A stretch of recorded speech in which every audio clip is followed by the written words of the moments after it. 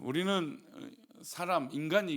인간은 이 관계라는 것을 맺고 삽니다. 상호작용이 있는 것이죠. 나 혼자 산다, 나 혼자 무엇을 한다, 사실 있을 수 없는 이야기입니다. 일본에는 이 은둔형 외톨이, 요즘 우리 한국 사회도 예전처럼 일본 사회처럼 은둔형 혼자만 이게 사는 그런 이 사회가 또 그런 현상이 있다고도 얘기를 합니다만, 그러나 그렇게 혼자 은둔해서 사는 것은 자기를 망치는 것을 무엇보다 잘 알고 있죠. 그래서 우리는 이 사회에서 살게 되는 것이고 또 일이라는 것을 하고 살게 됩니다. 근데 그 일과 사회에 살다 보면 관계라는 것을 부인하고 살 수 없죠. 모든 인간관계가 우리 가운데 있습니다. 근데 인간관계의 핵심은 주고받는 데 있죠. 내가 주는 게 있으면 또 받는 게 있고, 내가 받는 게 있으면 주는 것이 있는 것입니다. 그게 관계죠. 근데 사회생활 하다 보고 이 관계에 살다 보면 이것이 주고받는 것이 안 되는 사람들을 만나게 돼요. 때로는 삐딱한 사람들이 있죠. 무슨 이야기만 하고 말만 하면 이걸 정치적으로 해석하는 사람이 있고, 아니면 이걸 그냥 삐딱한 시선으로, 그러니까 좋은 시선을 안 보는 거죠. 누군가 나에게 선을 베푸고 좋은 것을 주는데 그것을 삐딱하게 보는 거예요. 참 어렵죠. 그냥 주면 주는 대로 받고, 사랑을 받으면 사랑을 받는 대로 받으면 되는데, 그래서 그렇게 받지 않는 거죠. 그리고 부정적인 사람들이에요. 그냥 삐딱한 걸 넘어서 그냥 부정적인 거죠. 그래서 이런 부정적인 사람이 우리 그룹 가운데 한 사람 있으면 무슨 일을 할 때 동력을 자꾸 힘들게 해요. 무슨 일만 하려고 하면 그거 안 된다고. 그건 또 자기가 마치 옳은 것이 있는 건데 그 옳은 대로 되지 않는다고 하면서 막 부정적으로 얘기하는 사람들 있죠. 그럼 참 힘들어요. 근데 요즘은 이제 최근 한국 사회에 보면 삐딱하고 부정스러운 건 우리 좀 기성세대의 어떤 그런 사람들의 아픔이라고 할 수 있는다면, 요즘 이제 젊은 세대의 이 삐딱한 사람들은 어떤 사람이냐면 자기만 사랑하는 거예요. 자기만. 그러니까 어릴 때 아이고 키하고 잘했다 이러니까 자기만 옳은 거예요. 그래서 누군가 야 이건 뭔가 문제가 있어, 이건 잘못된 거야, 이건 고쳐야 돼, 이걸 못 받아들이는 거죠. 고치고 수정하고 그리고 또 변화되면 그게 훨씬 더 건강한데, 자기가 너무 잘 살아온 거예요. 자기가 남이 어떤 다른 사람들이 자기를 사랑하지 않으면 막 괴로운 사람들이 있는 거죠. 그래서 소위 요즘 젊은 사람들의 SNS는 지난주에도 말씀드렸지만 좋아요, 그러니까 나를 사랑해라고 하는 것을 받기 위해서 지금 내 감정이 그렇지 않은데도 불구하고 그것이 좋은 것처럼 표현을 한다라는 것이죠. 게다가 나는 분명히 선을 베풀었지만 상대방은 어떻습니까? 악한 것이나 고집스러운 거나 또 그것을 순수하게 받아들이지 않는 사람도 있다는 것이죠. 그래서 참 시대에 어려운 이 모습들이 분명히 그런 이 자기만 사랑하는 사람, 그리고 선한 것을 선으로 받지 않는 사람들, 이런 경우들이 참 있다는 것이죠. 근데 이런 사람들을 우리는 때로 어떤 마음이 드냐면 참 악하다, 왜 저런 악한 마음을 가질까, 모든 사람들이 아니다라고 얘기하는데 왜 그것을 고집스럽게 고집을 피울까 얘기하는 것이죠. 우리 주변에 이런 악한 사람들이 없다라고 할 수 없습니다. 우리 주변에 보면 이런 사람들이 있죠. 심지어 교회 안에서도 이런 사람들이 있습니다. 이런 사람 때문에 우리가 마음이 아프죠. 속이 상합니다.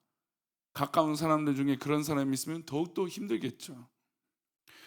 오늘 이 시편 109편을 지은 이 다윗도 이런 마음이 있던 거예요.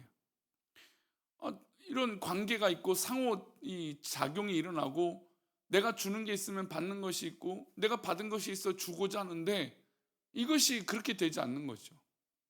그리고 너무 일방적인 사람이 있으니까 너무 괴롭고 속이 상하고 너무 어려워서 하나님 앞에 그 마음을 토로하는 시가 오늘 바로 이 109편의 시편입니다. 다윗의 일생의 대적은 누구일까요? 사울이죠. 다윗이 왕이 되기 전에 하나님 앞에 기름 부음을 받고 또 골리앗을 이기기도 하고 사울에게 수많은 도움을 줬는데 사울은 그 도움을 뭘로 갚습니까? 죽음으로 갚으려고 했죠. 그 질투를 넘어서 사울이 완전히 미친 사람이 되는 거죠. 그 질투에. 그래서 이 다윗이 자기에게 큰 도움이 되는 걸 알고 있음에도 불구하고 다윗을 어떻게 합니까? 죽이려고 하는 거죠. 그러니 다윗 입장에서는 내가 이렇게도 하고 저렇게도 하고 이렇게 열심히 하는데 나를 죽이려고 하는 이 사울을 보니 마음이 편할 수가 있겠습니까? 괴롭겠죠. 심지어 블레셋 군대가 쳐들어와서 나라가 위기에 빠졌을 때 다윗은 왕과 나라를 구했습니다. 아까 말씀드린 대로 골리앗을 이겼죠. 하나님의 영이 사울을 떠납니다. 그래서 악한 영으로 사울이 가득하게 돼요. 성경에는 악신이 들려 있습니다. 다윗은 노래를 불렀고 악기를 연주해서 그 악신을 사울에게 떠나게 한 적도 있습니다. 게다가 다윗은 가는 곳곳마다 승리했습니다. 나라를 구했죠. 그래서 그는 이스라엘의 군대 장관이 되기도 했습니다. 사울에게 다윗은 어떤 사람일까요? 믿을 만한 사람이죠, 사실. 그러니까 실제로 사울이 다윗을 군대 장관을 삼고, 물론 자기가 약속한 거지만 딸을 다윗에게 주기도 합니다. 그러나 그런 이 베품이 있는데도 불구하고, 그런 작용들이 있음에도 불구하고 이 질투가 그 사울을 멀게 했어요. 그 욕심이 사울을 멀게 한 것이죠. 다윗은 사울에게 선한 일을 했지만 사울은 다윗을 선한 것으로 갚지 않았습니다. 사울이 다윗에게 준 것은 죽음의 공포였죠. 창을 내던졌습니다. 칼끝을 그를 향해서 내비쳤습니다. 완전히 이 관계라는 건 깨어져 버린 것이죠. 아무리 왕이지만 상식적이지 않은 것이었죠. 그 때문에 다윗은 당연히 힘들었습니다. 오늘 그 내용이 우리 시편에 담겨 있어요. 우리 1절 말씀을 다시 한번 볼까요? 1절입니다. 내가 찬양하는 하나님이여 잠잠하지 마옵소서. 그러니까 다윗은 하나님을 찬양하고 하나님 믿고 하나님 앞에 고백하고 있는데 하나님 앞에 이렇게 토로하고 있는 거죠. 하나님, 이런 일들을 보고 잠잠히 계시지 마십시오. 하나님, 그렇게 하지 말아 주십시오라고 고백하고 있는 겁니다. 하나님을 향하여 다윗이 입을 열어 하나님, 제발 잠잠하지 말아 주세요. 이 얘기는 무엇일까요? 하나님, 내가 지금 이렇게 괴롭고 당하고 있고 속상한데 하나님, 이것을 지금 가만히 지켜보시면 안 됩니다 라고 말하고 있는 것입니다. 하나님, 잠잠하지 마시고 이 사울에게 갚아주십시오. 사울왕에게 하나님 갚아주십시오 라고 얘기하고 있는 것입니다. 마치 탄원서를 작성하듯이 하나님 앞에 탄원하고 있는 것입니다. 하나님이 그를 향하여 진노의 심판을 허락해 주시고 반드시 사울왕을 심판해 달라고 그 마음으로 담아 고백하고 있는 외침이죠. 하나님이 가만히 계시니까 사울이 계속해서 이 다윗을 괴롭힙니다. 하나님께서 가만히 계시는 것처럼 보이니까 다윗이 하나님께서 나를 계속해서 괴롭게 만들고 있다고 느꼈던 것이죠. 그래서 하나님, 뭔가 조치를 취해 달라고 얘기하고 있는 것입니다. 또한 이 외침은 다윗 자신을 향해서도 하나님 가만히 계시지 말라는 겁니다. 그렇잖아요. 사울을 가만두시지도 않지만 다윗을 이 자신도 하나님 구원해 주시고 구출해 달라고 얘기하고 있는 것입니다. 나의 상한 마음을 굽어 살펴주시고 답답한 마음을 살펴주시고 나를 향하여도 위로와 은혜를 베풀어 달라고, 그러니 하나님 가만히 계시면 안 됩니다라고 말하고 있는 것입니다. 다윗은 이 두 가지 방향으로 하나님 제발 역사해 달라고 간절히 외치고 있는 것입니다. 그리고 하나님께 이렇게 기도합니다. 4절입니다. 함께 읽어볼까요? 나는 사랑하나 그는 도리어 나를 대적하니 나는 기도할 뿐이라. 요즘 시대처럼 사랑을 받아도 오히려 그 사랑을 가지고 공격하는 사람들이 있다라는 거예요. 사랑을 받으니까 나에게 마치 권리가 있는 것처럼 생각하는 거예요. 나에게 뭔가 이 권한이 있다라고 착각하는 거죠. 이 원수들이 그런 거예요. 악한 사람들은 그런 거죠. 그 사랑을 이용해. 이런 사람이 있으니까 얼마나 힘듭니까? 다윗의 말처럼 이런 상황에 분명히 우리 살다 보면 있지 않습니까? 이럴 때 다윗이 어떻게 했습니까? 그는 칼을 들어 상대방을 겨누지 않고 뭘 했습니까? 지금 기도하고 있는 거예요. 이게 굉장히 중요한 것이죠. 기도할 뿐이라는 것입니다. 다윗의 말에 우리에게 큰 위로가 되기를 소망합니다. 여러분 보세요. 부정적인 사람, 그런 악한 사람, 그리고 자기만 사랑하는 그런 사람, 이런 사람을 만나면 아무리 설명해도 알아들을까요? 못 알아들을까요? 못 알아들어요. 그럼 우리가 선택할 수 있는 건 뭘까요? 하나님 앞에 기도할 뿐인 거예요. 기도할 뿐인 거. 근데 이게 참 어떻게 보면 인간적으로 바보스러운 방법이라고 할 수 있지만 가장 현명한 방법이에요. 이 속을 더 깊이 들여다보면 다윗이 그를 향하여 기도하고 한다고 했습니다. 이렇게 사울 왕을 위해서 기도한다고 하는 것이죠. 근데 그 기도가 예수님처럼 그들이 알지 못하니 그들을 용서해 달라고 그런 마음일까요? 그렇지 않아요. 다윗이 하나님 앞에 하는 이 기도는 하나님 그들을 용서해 주지 마시고 그들을 심판해 달라고 하는 마음이에요. 그러니까 기도한 뿐이라는 얘기가 내가 마치 다 위로가 되어서 하나님 그들을 용서해 주시고 그들을 또 바른 걸 알게 해주시고 예수님처럼 그런 위대한 기도를 하는 게 아니에요. 어떤 기도일까요? 본문에 우리 읽지 않았지만 8절부터 10절에 이런 내용이 나와요. 그의 연수를 짧게 해달라고, 그들의 직분을 빼앗아 달라고, 그들의 자녀는 고아가 되게 해달라고, 아내는 과부가 되게 해달라고. 이 얘기는 뭡니까? 그를 죽여달라는 거죠. 그의 자녀들은 유리한다. 그러니까 제대로 못 살게 패가 망신해달라고 하는 기도예요. 그러니까 다윗이 지금 하나님 앞에 기도할 뿐이라고 하는 기도의 내용이 하나님 이것을 가만두지 말고 하나님 그들을 그냥 죽여달라고. 얼마나 괴로우니까 이렇게 기도합니까? 근데 이게 굉장히 중요해요. 우리가 믿음의 삶을 살면 정답을 알고 있습니다. 어떤 정답을 알고 있어요? 하나님 그렇게 살면 안 된다는 거 알죠. 그리고 우리가 더욱더 사랑해야 된다는 걸 알고 있죠. 주님처럼, 예수님처럼 원수들을 사랑해야 된다는 걸 알고 있습니다. 근데 여러분 막상 우리가 원수들을 사랑하는 게 쉽냐 이거예요. 쉽지 않죠. 그러면 이 감정을 어떻게 하냐 이거예요. 하나님 앞에 기도할 뿐이에요. 근데 이 기도를 어떻게 합니까? 정직하게 기도하는 거예요. 하나님 그들의 원수를 가만두지 마세요.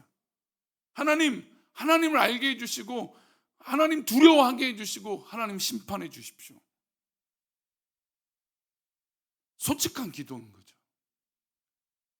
누가 알겠습니까? 하나님 앞에 기도하는 거죠. 하나님 앞에 간절히, 하나님 내가 너무너무 속상하고 너무너무 괴롭고 저 원수들 때문에 내가 미쳐버리겠습니다. 저 철없는 사람들. 어제 그제도 우리 목사님들을 계속 여러분을 만났는데 근데 그분들도 이제 한 분은 목회를 이제 거의 이제 마무리하실 시점이고 또 한 분은 저랑 나이가 비슷하신 분입니다.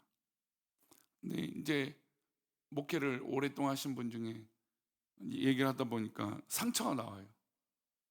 내가 목회를 이렇게 해왔는데 어떻게 사람들이 그렇다, 끝까지 그렇더라, 그 얘기를 하더라고요.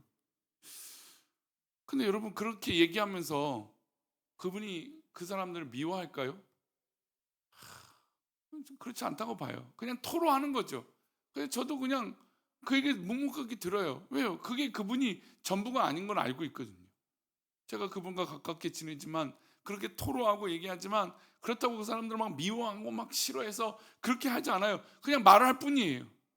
여러분 하나님 앞에 기도할 때 우리가 마치 성인처럼 마치 내가 다 완벽하게 해결된 것처럼 그렇게 사는 게 아니잖아요. 우리의 솔직한 마음이 있잖아요. 그럼 하나님 앞에 기도하는 거예요. 하나님 내가 괴로워요. 하나님 내가 속상해요. 저 원수 때문에 내가 미쳐버릴 것 같아요. 하나님 꼭 갚아주세요. 누가 봐도 그 사람이 잘못된 거 알잖아요. 그 사람이 문제가 있는 걸 우리가 알잖아요. 그걸 마치 우리가 아닌 척하며 기도하는 게 더 가식적인 거죠. 솔직하게 하나님 앞에 기도하는 거예요. 다윗의 기도는 그런 기도였어요. 하나님 부디 우리에게도 내가 어찌할 수 없는 이 원수가 있다면 다윗처럼 하나님 갚아주세요. 그 원수들을 이렇게 패가 망신하게 하나님 부끄럽게 만들어주세요. 그때 하나님께서는 우리의 마음을 오히려 어떻게 해주실까요? 위로해 주시는 거죠. 치료해 주시는 거죠. 여러분, 우리는 머릿속에 알고 있어요. 그게 아닌 게. 여러분, 근데 그렇게 기도하면 어떻게 될까요? 하나님께서 우리를 위로해 주십니다. 그리고 변화시켜 주세요. 30절 31절입니다. 함께 읽겠습니다. 내가 입으로 여호와께 크게 감사하며 많은 사람 중에서 찬송하리니 그가 궁핍한 자의 오른쪽에 서사 그의 영혼을 심판하려 하는 자들에게서 구원하실 것이미로다. 결국 이 다윗의 그 토로했던 기도가 어떻게 바뀝니까? 하나님 앞에 감사로 바뀌어요. 하나님 앞에 찬양으로 바뀌어요. 그 영혼을 심판하는 자들에게서 구원하여 주실 것을 믿는 거죠. 그러니까 그 괴로움이 하나님 앞에 기도함으로 바뀌게 되는 거죠. 여러분, 진짜 기도는 여기에 있어요. 진짜 기도하는 사람이 이렇게 바뀌어요. 머리로만 아이 그게 아니에요가 아니라 기도했더니 진짜 바뀌는 거죠. 이 은혜가 우리 새벽에 기도하는 우리 성도들 가운데 있기를 축원합니다. 우리의 슬픔이 변하여 우리의 괴로움이 변하여 기쁘고 감사가 되시기를 축원합니다. 아무리 우리 가운데 원수가 있을지라도 그 원수를 하나님께서 갚아주실 것을 믿고 또 하나님께 간절하게 내 마음을 토로함으로 하나님의 진정한 위로가 우리 가운데 있기를 축원합니다. 기도하겠습니다. 하나님 아버지, 정말 우리가 이 땅에 살아갈 때 나를 넘어뜨리려고 하고 나를 괴롭게 하려고 하는 정말 악한 그런 사람들이 우리 가운데 있습니다. 하나님, 우리가 그 악한 사람들을 만날 때 우리 마음이 찢어지기도 하고 괴로울 때가 있고 너무나 어이가 없을 때가 있습니다. 그런 하나님, 우리가 그것에 빠져 내 마음을 다 빼앗기지 않게 하시고 성숙하고 건강한 하나님 기뻐하시는 그런 마음으로 기도하고, 그래서 기도함으로 오히려 큰 위로를 우리가 얻게 하여 주옵소서. 우리 새벽에 기도하는 우리 성도들을 그렇게 인도하여 주어서 하나님 갚아주시고 하나님 인도하여 주실 것을 믿음으로 우리가 바로 서게 하여 주옵소서. 그렇게 인도하실 것을 믿사오며 거룩하신 예수 그리스도의 이름으로 기도 올려옵나이다. 아멘.